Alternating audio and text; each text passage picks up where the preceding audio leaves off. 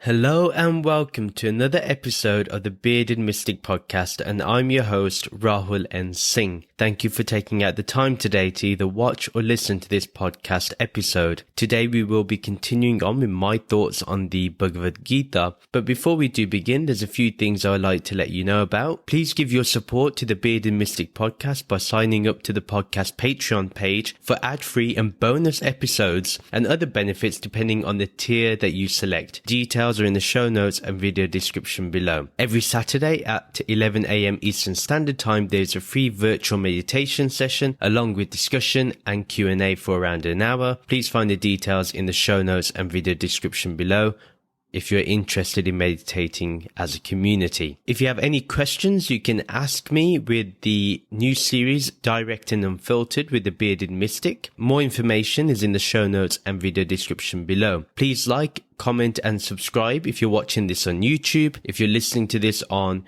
your favorite podcast streaming app, please rate and review the podcast and do follow or subscribe to get future episodes. Today we'll be continuing on with Chapter 7, verses 12 to verse 15. Verse 12, the three gunas, the dynamic states of matter, sattvic, rajasic, and tamasic, emanate from me. Yet, though they come from me, I am neither produced from them, nor am I under the influence in any way. So let's break this verse up a little. The three gunas, the dynamic states of matter, sattvic, rajasic, and tamasic, emanate from me.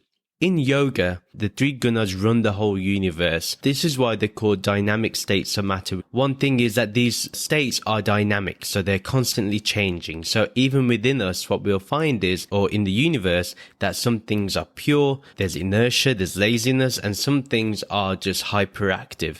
And that's how the universe runs. Now, sattva, as we know, is purity. Rajas we know is energy or energetic, and tamas is darkness or inertia. Sattva will give you some level of happiness because it's pure. When we are pure, we have a still mind, and with that still mind, we may find that there is happiness there, and therefore we are calm and peaceful.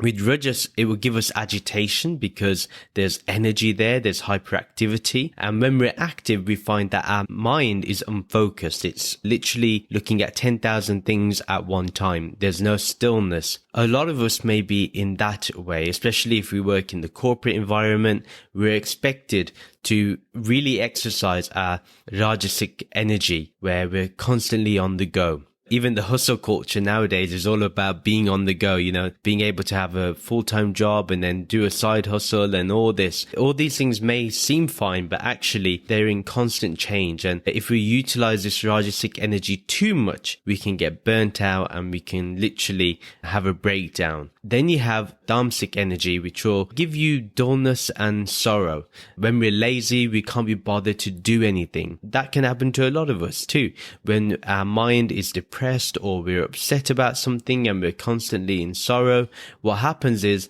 this Tamasic energy takes over and we just can't be bothered to do anything. We find there is no purpose or meaning in life, and that can happen. This whole universe is basically functioning in that matter. And what Sri Krishna is saying here, that all these energies emanate from Brahman or emanate from Saguna Brahman. What we have to understand is that these energies are from Brahman. The base of existence that these three energies run from, that this universe runs from, is from Brahman. Then he says, yet though they come from me, I am neither produced from them, nor am I under their influence in any way.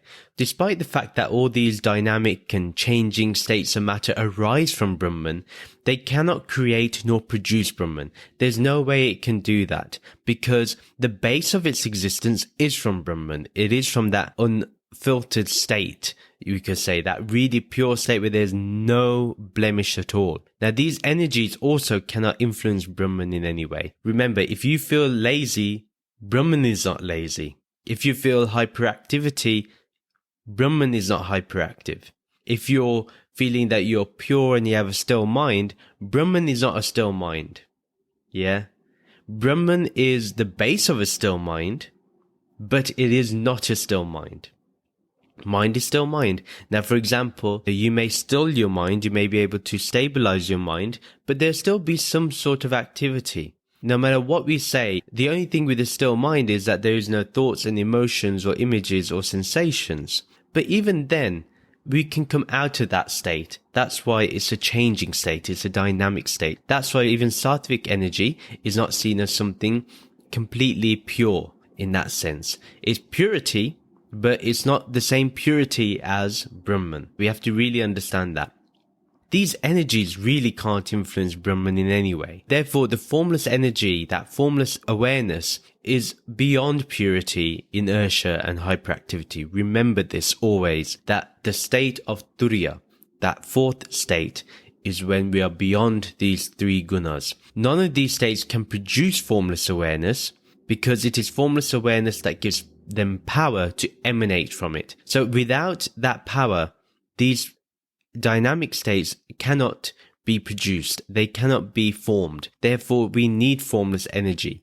Without formless energy, they cannot exist. Awareness can never be influenced, nor can it be mixed by anything. Just remember this. Awareness always is pure in itself, unfiltered, untouched, unblemished. It's not mixed with anything. It's very, very still. Awareness is stillness, but the mind is only still when it connects with that stillness. Otherwise, it will not be still. These little things that are very important to understand when we look at these gunas. The context of the whole verse is that Shri Krishna states how Brahman is beyond these three dynamic states of matter. Neither do they create awareness, nor do they influence awareness in any way. We need to really understand that these states of matter, sattvic, rajasic, and tamasic, are not what we really are. It is not formless awareness. It is far from it. Formless awareness can never be those three things in totality, so to speak. Even those people that live a pure sattvic diet or something like that, or living, even that can become delusion or can become ego, or I am better than the other person. There is a big warning here that don't fall under that trap, because remember, if you're pure one day, you never know, even by accident, by karma, that you can become impure the next day. By accident, you could eat a piece of meat and you didn't mean it, but it happened. There's very, very subtle points, but they're very important to understand. Verse 13, because of the deluding influence of these three gunas, those under their influence cannot see me, even though I am timeless and always visible beyond the wall of matter. We're going to look at the whole verse in itself. Whenever we enter a state of purity, so that can be done by, cleanliness, good hygiene. And if we start thinking that brings awareness, or we produce or we perform good karma from ritualistic actions, and therefore we're now pure and we're now Brahman, actually that's the deluding influence of sattva, the sattva energy. Now, whenever we enter a state of inertia, when we think we are too tired or we can't be bothered for spiritual practice, then we are under the deluding influence of tamas. Why should we meditate? Why should we read the scriptures? I'm too tired. I'm too tired to read the scriptures. I don't care. It's too much work. It's boring. That's inertia. And then whenever we enter a state of hyperactivity, we cannot fix our attention to practice, or we're too fidgety for no reason, or we get bored really quickly. We are unfocused. Then we are under the deluding influence of rajas. Just remember these things, that whenever we notice that within ourselves, we can see we're under the influence of those three gunas, those three dynamic states of matter. Now, if we are under any of these three influences, then we cannot see formless awareness at all, because even though the formless awareness is the easiest thing to perceive, we would escape it because we're constantly associating it to something. Even if we associate formless awareness to being a pure state where we eat sattvic food, we only study the scriptures, we only do ritualistic actions, that can become a subtle ego, and we're associating an action to formless awareness, which is not the case in reality. Formless awareness, even though it appears to be the doer, really there's no doing in formless awareness. It's just simply the observer. And everything that is being done is nature. And nature emanates from Brahman, or from formless awareness. Now, although formless awareness is timeless and beyond the wall of matter, all experiences, thoughts, feelings, sensations, any sensory data and memories are all objects in formless awareness. Now, all these senses, these thoughts, these experiences belong to time. But its true self is beyond it. Now, the formless awareness is always visible, and the true sage can see the formless even when matter tries to cover it. When we look at Maya, this cosmic illusion, or when we look at this world of the transactional reality, we think that is real. But actually, when we go deeper into our awareness, we realize actually awareness is observing all this. All this sensory data I'm comprehending is being screened upon awareness. This matter that I see, these physical objects that are all around me, I'm aware of them. What is this awareness? And then we go back to formless awareness and it all makes sense. The true sage can see formless awareness regardless of how much Maya or this matter tries to cover it. We do not see the physical objects, we see that which is aware of the object. Yeah, that's what we understand. We understand that that which is aware of the object is that formless awareness. That does not change according to the objects that it is observing. Once you break free from these three gunas in terms of their influence, you're no longer driven by them, then there is only formless awareness, ever present and omnipresent. The context of the whole verse is that Sri Krishna is guiding us to go beyond the deluding influence of the three gunas, and we can then see the formless awareness very clearly. And as mentioned, it is ever present and omnipresent. It's the only thing present, therefore it's always present.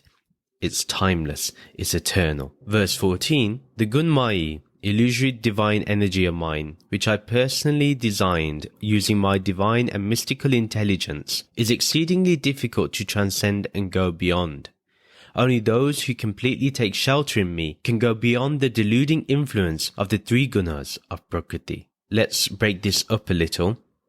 So this Gunamayi, this illusory divine energy of mine, which I personally designed using my divine and mystical intelligence, is exceedingly difficult to transcend and go beyond. Now we're entering some interesting ground, and this is where we'll utilize the help of Saguna Brahman or the Ishtadevta, which in this case will be Sri Krishna. I do admit that I'm making a massive concession here because usually I see everything as formless awareness, but here I want to personalize it a little by understanding what Sri Krishna is saying. Now, what Sri Krishna is saying is that this Gunmayi is from nature. It is Prakriti. Now, anything that is Prakriti is going to create this illusion. Really, the subtle thing to understand here is that Sri Krishna is talking about how nature creates all this, and that formless awareness is separate to it. Or formless awareness is beyond it, shall we say. Saguna Brahman is still an illusion, remember, even though I'm maybe referring to Sri Krishna or to Saguna Brahman, it's still an illusion because it's an object that is full of attributes. So whatever you can observe as an attribute is an object. Therefore, Saguna Brahman is an object. Now, eventually, what we have to understand is that Saguna Brahman is Nirgun Brahman. It's not separate at all. It's from Nirgun Brahman that Saguna Brahman is. All these attributes of Brahman emanate from Brahman, although Brahman is beyond those attributes. Yeah, that's why it's Nirgun. One attribute is that it is the creator. As the creator, it's also the creation. Therefore, we can see this part of the verse in that sense, that the creator and the creation are one. That Prakriti is creating itself, you could say. This Saguna Brahman is what personally designs this Gunmayi, this illusory divine energy. And is personally designed by Saguna Brahman by utilizing divinity and mystical intelligence. And because of it being created by that one, by Saguna Brahman, the highest form of intelligence in terms of Prakriti, in terms of nature, in terms of Maya, it's very difficult to transcend it and go beyond it. To do that, you have to go to Nirgun. Right? One way to do this is just to be in wonder of the divine and mystical intelligence of Saguna Brahman. Look at it and be like, wow, all this that I see and perceive through my senses, all these energies that I am made of, these three gunas, they are an illusion that makes me think that this is everything. This intricate design of the Lord has hidden itself from me. But when I observe these three gunas, I realize that the observer is eternal. But until you realize that, it will be very difficult to transcend and go beyond. Now, if we look at it through wonder, we see right through that subtle veil of matter, that subtle illusory divine energy of Saguna Brahman. Otherwise, we will be stuck and we will fail to transcend. We will be constantly struggling to go beyond this illusory divine energy of Saguna Brahman. So without Vivek, we will constantly struggle in trying to go beyond what is real and unreal. We will not be able to see the real. We will not be able to go beyond what is unreal. We will constantly struggle, constantly be fighting this. But observe who is fighting this, and you go to your answer.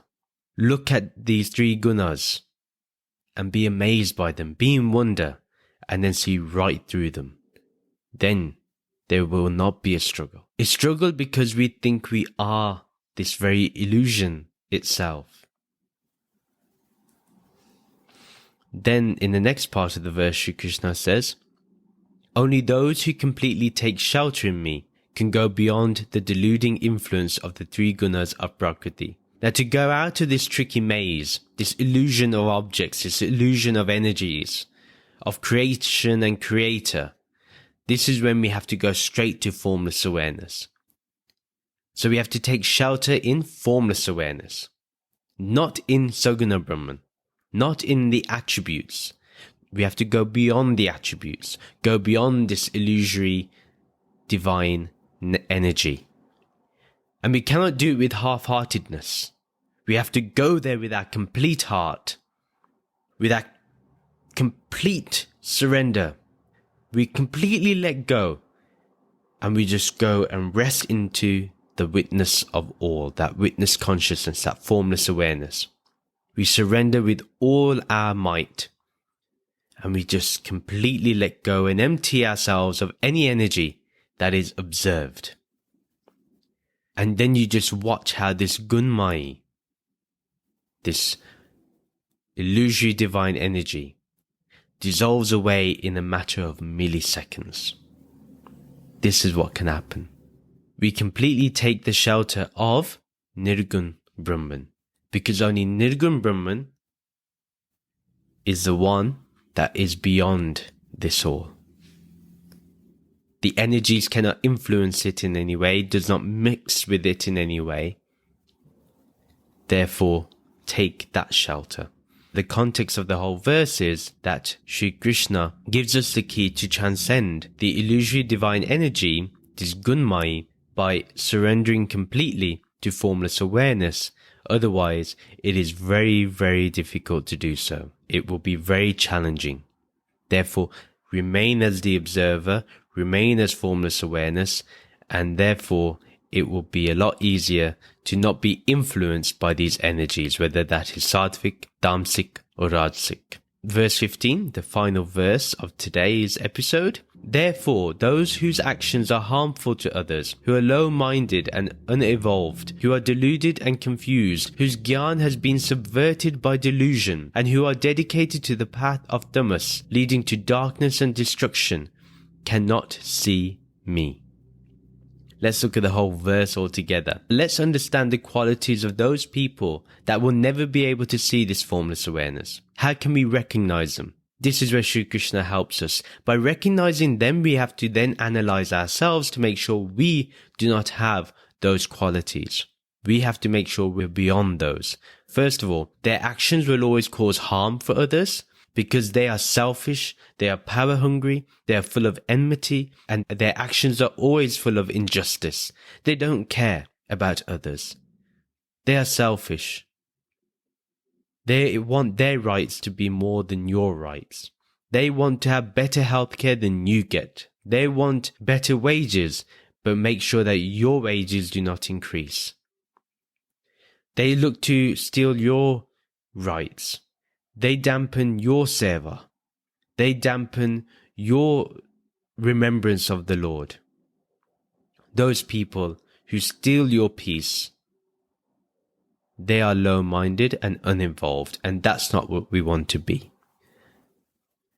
They are low-minded. Why? Because they cannot think beyond themselves. They can't think of anything but themselves. Even if they think of their family, they are just extensions of themselves. They are just creating a larger ego. My son, my daughter should be on top. My brother should be on top. My sisters should be on top. They should have the highest positions in my company or in the thing that I'm looking after. That's just an extension of the ego. They don't care about their family. They care about their own name, their own respect. What respect will you have? If all you are thinking of is my family should be at the top, they should be benefiting, nobody else should benefit. My guru often used to say, do not trust your friends, do not trust your family. Because even they can betray you. What he meant was that don't be attached. Have a detached attitude. Just be alert that not everyone thinks of your favor. Not everyone thinks in the benefit of you. Most people are selfish. Therefore, just be alert. Now, they are unevolved, meaning that they have nothing about them that is humane. They lack humanity. They are even worse than animals. Animals still have some basic instincts that are still better than human beings. When one is meant to be a human being, they should have those virtues of a human being. They should be kind. They should be tolerant. They should be accepting. They should be happy. They should be unselfish. Now, because they are deluded and confused, they don't know what is real and unreal. Their buddhi is underdeveloped and they are drowning in ignorance. They don't know themselves at all. They don't know the self, the real self, the true self. They think that the world is real and everything else is unreal. They may worship God, but their God is just another figment of their imagination. They only worship God either because they find some benefit, that, oh yeah, if I worship God, I will have respect in society. Or if I believe in God, maybe I'll get what I want. Their belief is fake. Their whole energy is fake. Because they think this world is real. My position is real. My power is real. My wealth is real. These people are not spiritual at all. They may appear spiritual, but they're not. When this gyan has been undermined, demolished and annihilated from their consciousness, and because they're in this delusion that they are this name and form, they think they are Prakriti. They do not see themselves as this witness consciousness, as a Purusha, as this formless awareness, as Nirgun Brahman. They think they are name and form with likes and dislikes. They think they are this body and mind alone, Or maximum, they think they are a separate jeev that can never be close to God. They have attractions and repulsions, and they are driven by those very things, by those rag and dvesha. Those people, they are dedicated to the path of tamas, to laziness, to darkness. They don't want to do anything for spiritual practice, and hence everything they do is in the darkness of ignorance and leads to nothing but destruction, leads to nothing but to harm.